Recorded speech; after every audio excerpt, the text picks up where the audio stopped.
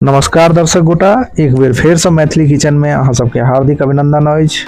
तो जना कि वीडियो में अहाँ देख रहल हेबै, ई आई बनाबऽ जा रहल छी बैगन फ्राई जे कि सत्तू के पूरी के साथ जे छै अहाँ के देखने हेबै अहाँ वीडियो पाछा में, ओहि के साथ वो सर्व कयल गेल छलै। तो ओकर बड़ा ही टेस्टी और लाजवाब होइ छै। तो ई बनै केना छै सेटा वीडियो में देखियो। आई के लेल सबसे पहले 5 से 6 पीस कलीच अहाँ के लहसुन के चाहिए। फिर अहाँ के चाट मसाला चाहिए 1 चम्मच, हल्दी चाहिए 1 चम्मच, नमक 1 चम्मच और लाल मिर्च, साथ ही साथ पीसल जे छै हरा मिर्च एकरा मिलाबऽ के लेल जे छै सेटा चाहिए। तो जते जे मसाला अहाँ के कहलौं है, नमक, हल्दी, लाल मिर्च, साथ ही साथ हरा मिर्च पेस्ट के रूप में और चाट मसाला, ई सबटा जे छै से आई बैगन में जे छै से अहाँ के लपेट देबऽ के, साथ ही साथ नमक जे छै से हो आ ओकरा जे छै आपस में मिला रेडी कर लेबऽ के। और मिलेला के बाद जे छै से अहाँ के जना कि देख रहल हेबै सामने में पूरी तरह से तरीका से जे छै से बढ़िया से मिलायल जा रहल छै।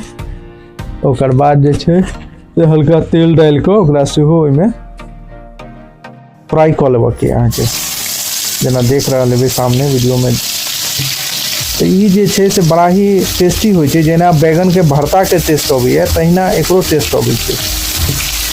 तो ई टेस्ट जे छै अहाँ जना लिट्टी, पूरी या पराठा ककरो साथ जे छै से एकरा सर्व कर सकै छी और बड़ा ही खाए में जे छै से रुचिकर लगै छै।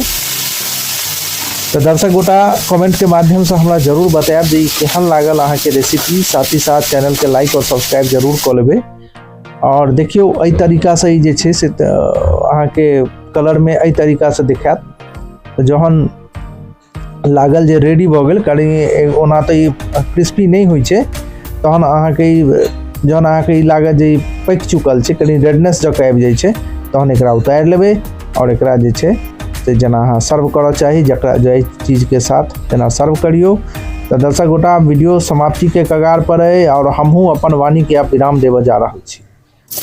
तो हमरा जरूर दर्शक गोटा बतायब कमेंट के माध्यम से जे केहन लागल।